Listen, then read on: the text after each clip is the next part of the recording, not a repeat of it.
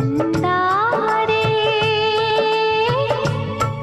मेरे भैया से कहना, हो मेरे भैया से कहना, बहना याद करे हो चंदा रे।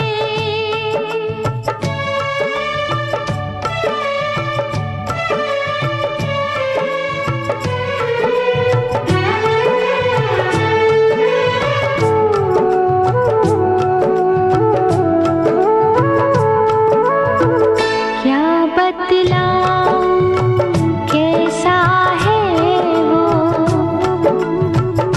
बिल्कुल तेरे जैसा है वो।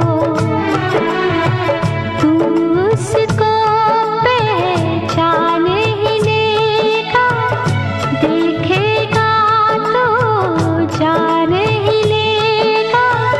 तू सारे संसार में चमके, हर बस्ती हर गाँव में दमके।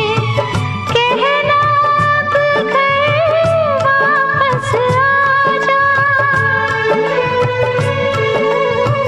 कहना अब घर वापस आजा। तू है घर का गहना, बहना याद करे हो चंदा रे।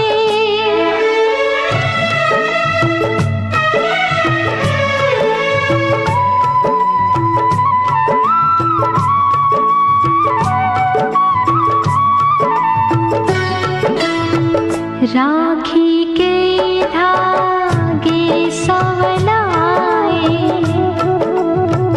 कहना अब ना राह दिखाए। माँ के नाम की कसमें देना, भेंट मेरी तेरस में देना।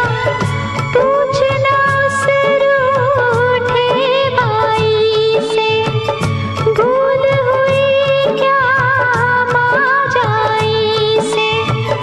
बहन पराया धन है कहना, बहन पराया धन है कहना। उसने सदा नहीं रहना, बहना याद करे हो चंदा